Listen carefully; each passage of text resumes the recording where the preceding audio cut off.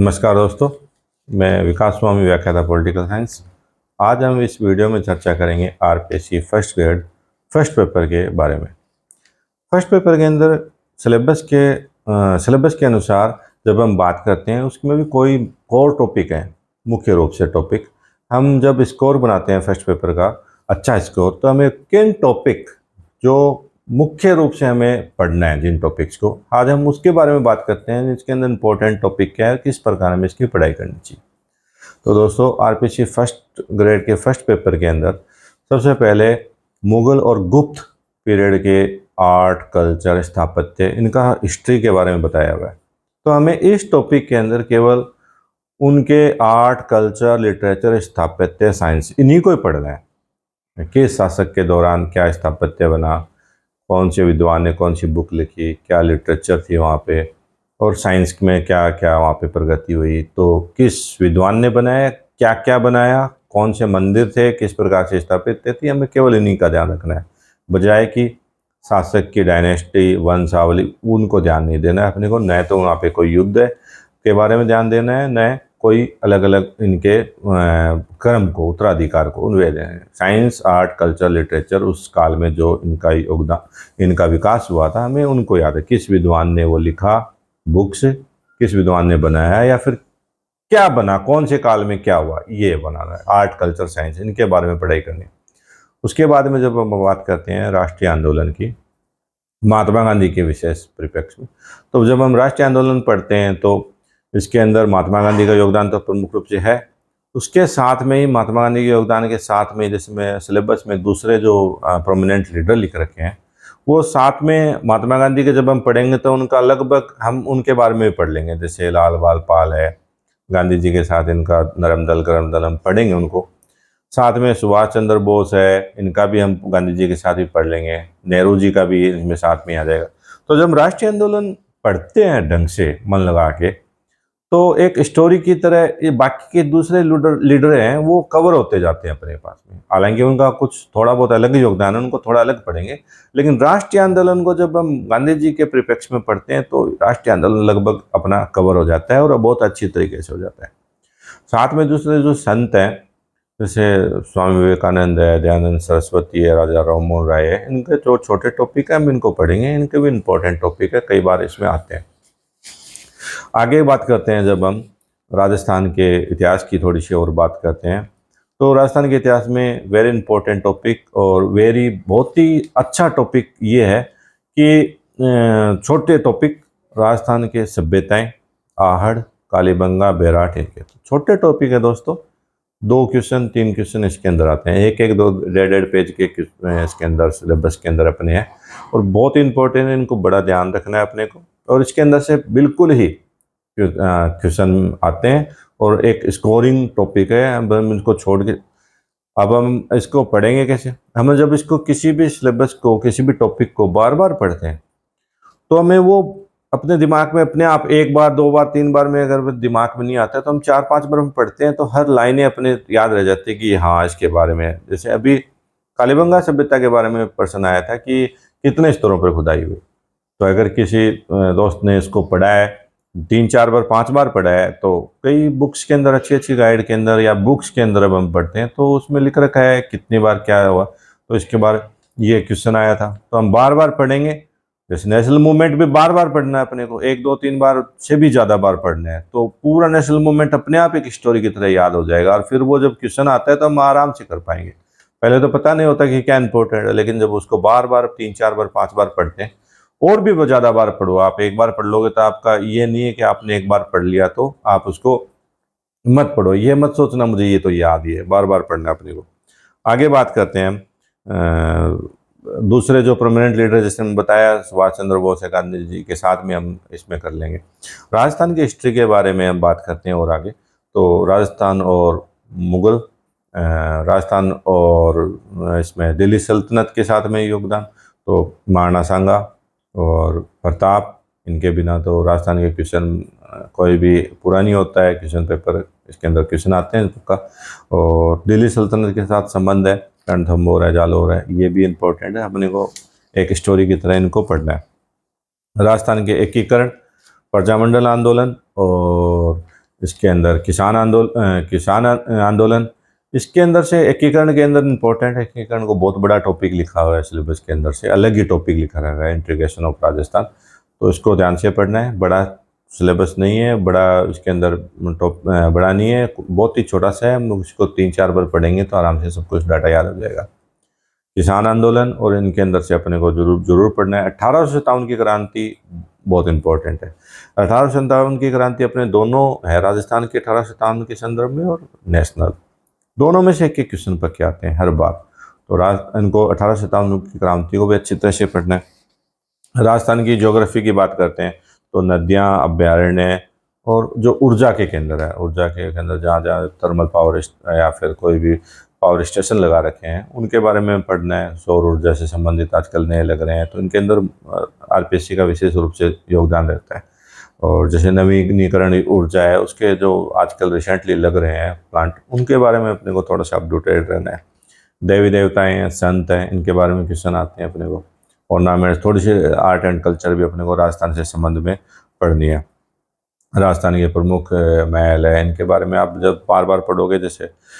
उसके बाद में आता है टॉपिक है मेंटल एबिलिटी और मैथ्स रीजनिंग की बात करते हैं।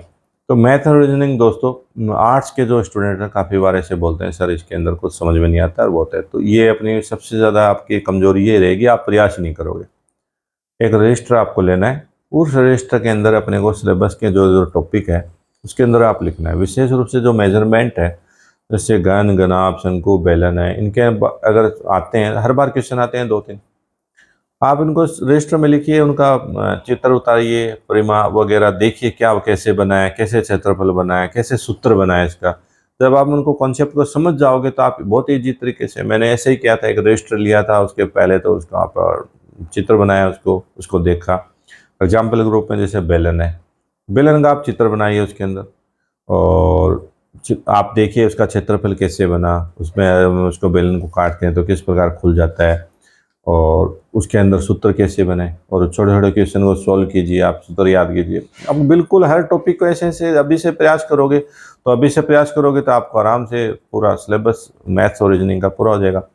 पर जिसने मैथ रीजनिंग की थोड़ी बहुत कोशिश की है उसकी बजाय जो जिसने बिल्कुल भी कोशिश नहीं की है वो बहुत पीछे रह जाएगा। अगर आपने कोशिश की है तो 10 और 15 के बीच में क्वेश्चन आते हैं तो आप 6, 7, 8 तो आराम से कर पाओगे। और नहीं कोशिश करोगे अभी से ही, अभी तो टाइम है आपके पास, और आराम से इसके मैथ रीजनिंग के लिए आप प्रयास करो। धीरे धीरे 9th और 10th के बुक्स के अंदर पहले तो समझो इसको टॉपिक्स को और आप पढ़ो, आप आराम से आ जाएगा। करंट जीके के अंदर हम बात करते हैं तो करंट जीके इम्पोर्टेंट है। अभी आप न्यूज़पेपर पढ़ना अभी से स्टार्ट करो। आप क्रोनोलॉजी है, मुमल है, ये जो बुक आती है महीने 2 महीने 15 दिन से, इनको आप लीजिए। और विशेष आजकल एक आरपीएससी का ट्रेंड है क्वेश्चन पेपर का, इसके अंदर ये है कि राजस्थान सरकार की जो योजनाएं हैं, रिसेंट योजनाएं, उनके बारे में क्वेश्चन पूछते हैं। और क्वेश्चन पिछली बार 4-5 योजनाओं के बारे में पूछा था जैसे, और क्वेश्चन पूछने का ट्रेंड इस प्रकार से है जैसे उन्होंने बताया, निम्न कथनों पर विचार कीजिए, ABCD, उसमें लिख रखा है ए में कि ये योजना इतनी तारीख को स्टार्ट हुई, इस योजना में इन लोगों को लाभार्थी बनाया गया है, इस योजना में इतने लाख का बीमा या फिर इतने लाख का लाभ मिलता है, ये योजना इन जिलों में चल रही है, इनका शुभारंभ यहाँ पे हुआ, इस जिले से हुआ, और इसके अंदर इस प्रकार सा बीमा है। तो उसके अंदर फिर क्वेश्चन आते हैं कि निम्न में से क्या कथन ए में ए सही है, A/B ABC कौन सा कथन सही है। तो इसका मतलब ये हो गया कि हमें इस योजना के बारे में पूरी डिटेल नॉलेज होनी चाहिए, और वो भी पूरे अच्छी तरीके से, जिससे हम सारे के सारे जो अटेम्प्ट क्वेश्चन, जो ऑप्शन आते हैं, जो कथनों पर विचार करते हैं, उनको समझ सके। 4-5 क्वेश्चन आते हैं योजनाओं पे, तो योजना पे विशेष ध्यान देना है। उसके बाद में एक युद्धाभ्यास, हर बार एक ट्रेंड है कि क्वेश्चन पेपर के फर्स्ट के अंदर युद्धाभ्यास जो होते हैं भारतीय सेना के एक्सरसाइज, उनको पूछते हैं। एक अंतरिक्ष कार्यक्रम से पक्का क्वेश्चन पूछते हैं अंतरिक्ष कार्यक्रम में। और इंटरनेशनल लेवल पर जो महत्वपूर्ण घटना होती है वो जरूर पूछते हैं। इंटरनेशनल लेवल पर महत्वपूर्ण घटनाएं हैं उनको बारे में पूछते हैं।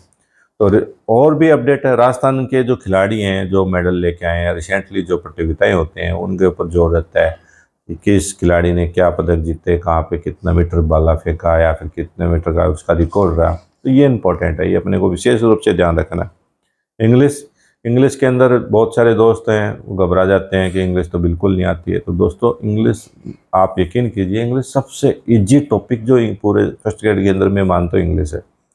इसके अंदर इंग्लिश के अंदर 6-7 टॉपिक हैं, 7-8 हैं। उसके अंदर से जो हमेशा आने वाले क्वेश्चन, अब की बार 6 क्वेश्चन आए थे इसके अंदर जो हमारी परीक्षा के अंदर। आप देखिए हर बार टेंस, बहुत easy question, tense, active passive voice, direct indirect, passive voice, articles, और इतने इजी क्वेश्चन आए।